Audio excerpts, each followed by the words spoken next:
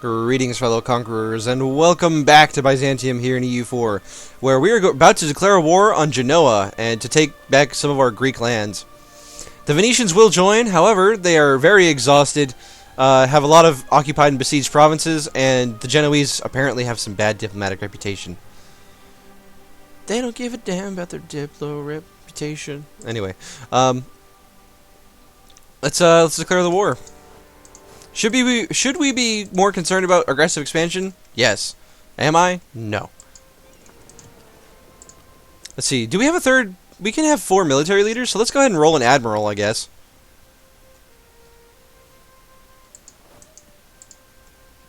Let's go ahead and sink some of these Venetian ships. And get our troops into these provinces before it's too late. Now, if we look at the alliance, we outnumber them by an obscene amount of troops, so this really shouldn't be an issue at all to win this war. Which is great, because we really wanted to take back our Greek holdings. Alright, we've occupied Skio. Serbia wants to help siege. He says, look, Basilius, I'm helping. Oh.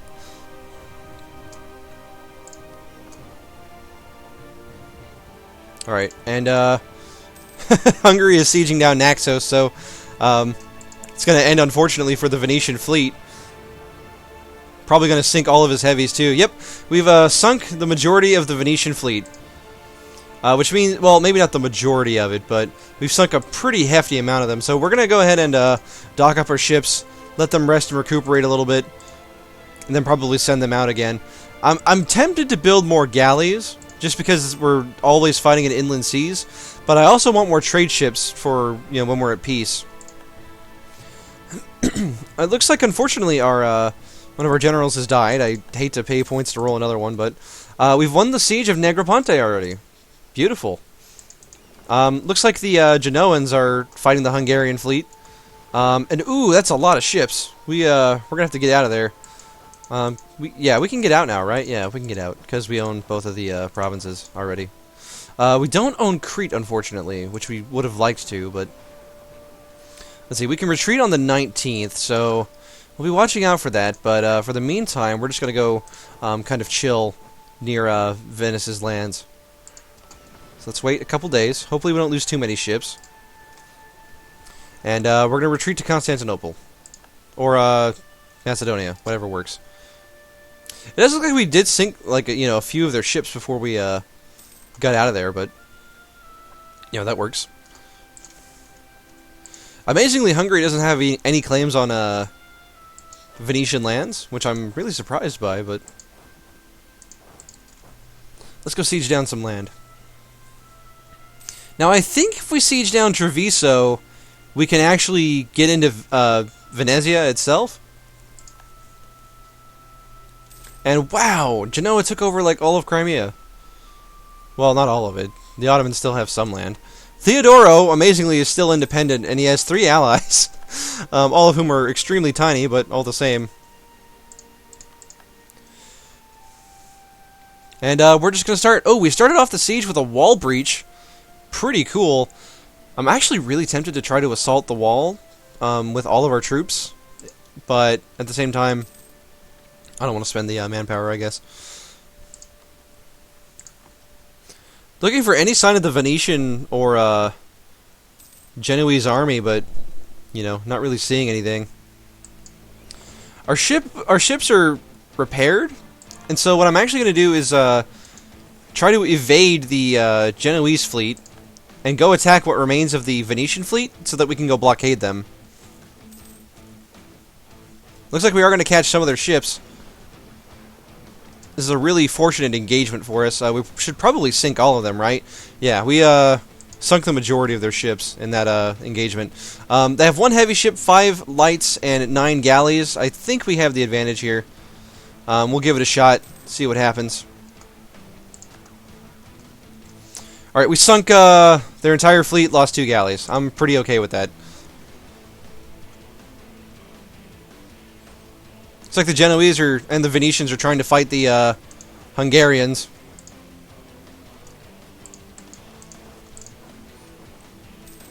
Oh, yep. There comes the actual Venetian army.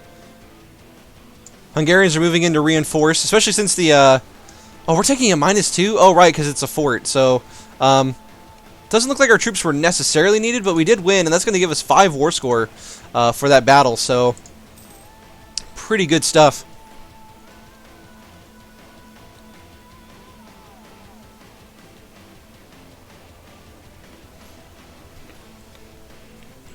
And I would say this war's going pretty well.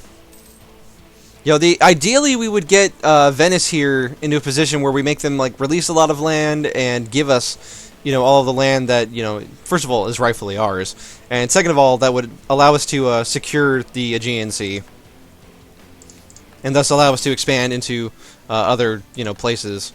Because from Crete we could, you know, attack the Mamluks potentially. Although they are allied to Karaman and they're also in the coalition against us, but you know, it's all good.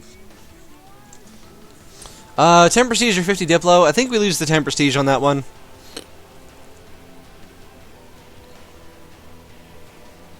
Let's see. We could convert a province. I completely didn't notice. Just because we're busy.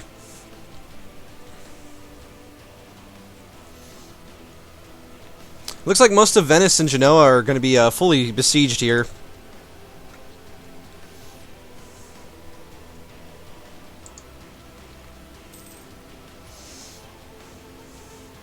Of course, the Venetians have like 10 billion boats, so go figure. Once again, losing a siege on a 42% over and over again. I mean, it happens, I guess, but... Alright, the siege of Treviso is over. Let's see. You have a cannon. Neither of you have a siege pip, so you should be the one to go besiege Venezia.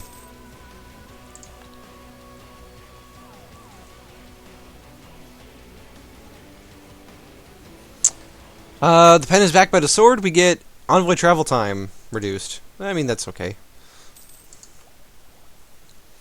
See, we could pick up diplomatic annexation costs. I just kind of want to tech up before 1550. Just to, you know, help us avoid getting those tech penalties once the printing press rolls around.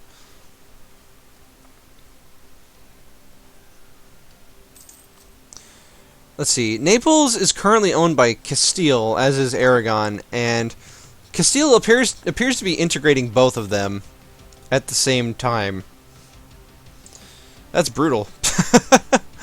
Unfortunately, Castile doesn't really have any rivals that are like really scary at all, especially since France is allied to them. Now that may change depending on how circumstances go, but I mean, for the most part, that may make expansion into Italy very difficult for a while. But we'll see what happens. Looks like the Hungarians are going to stack wipe what remains. And we're going to go ahead and pick up Tech 11 as well. Get the Matchlock Musket, which is going to give us Cavalry Fire 0.5 and Infantry Shock plus 0.2. The Infantry Shock being the more important of those two, since it actually brings infantry up to, like, you know, 1.15 shock modifier.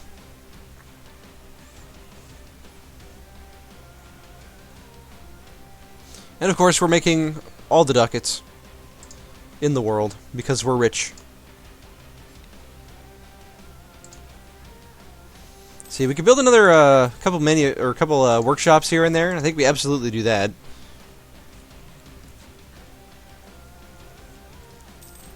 And we're probably going to peace out on the day that we fully besiege Venezia. Looks like most of Genoa is occupied by Crimean separatists, as is the remainder of the Ottoman lands.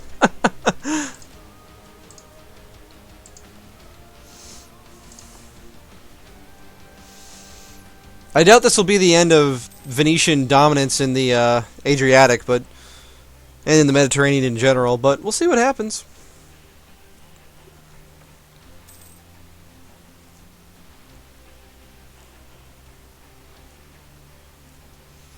%. 0% of the time.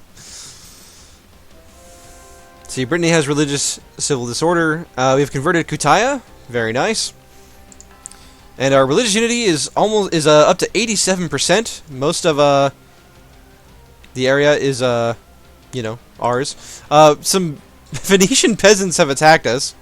This is unfortunate. We're going to lose quite a bit of manpower as a result of that, but we won the battle thanks to morale. And we're just going to continue this siege and hope that we win.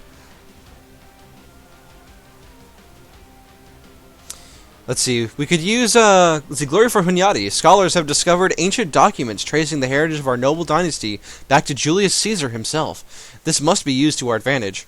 Let's see. We could publish the knowledge abroad, which would give us 10 prestige, or we could get 5 legitimacy. Which would actually be pretty helpful for us overall, I think.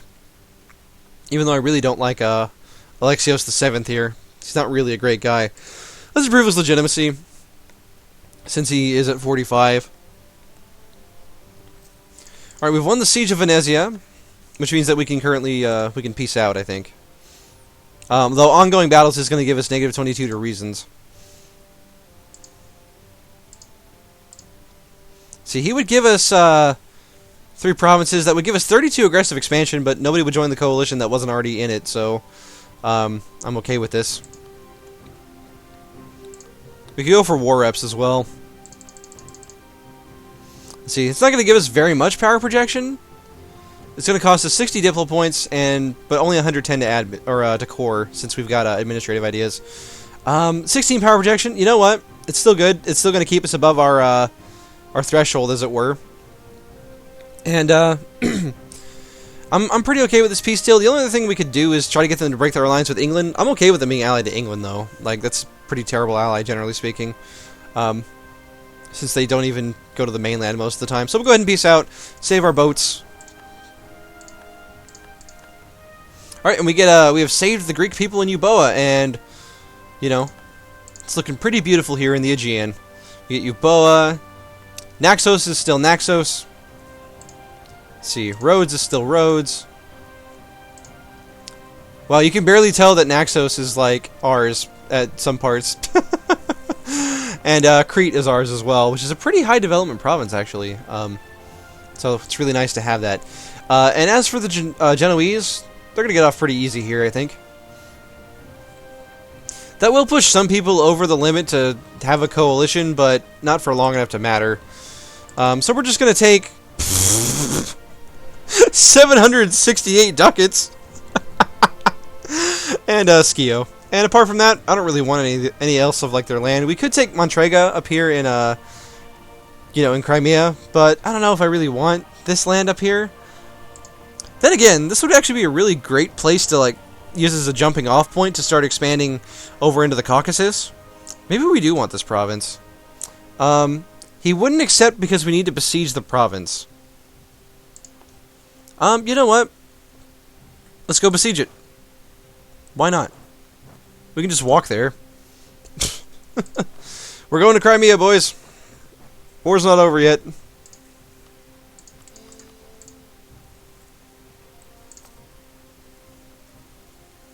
Now, the people here are pretty upset, mostly because of separatism and the intolerance of the Catholic faith. But that's okay. We're bound to get rebels. How, what kind of rebels are we having to deal with anyway? I realize we got a pop-up, but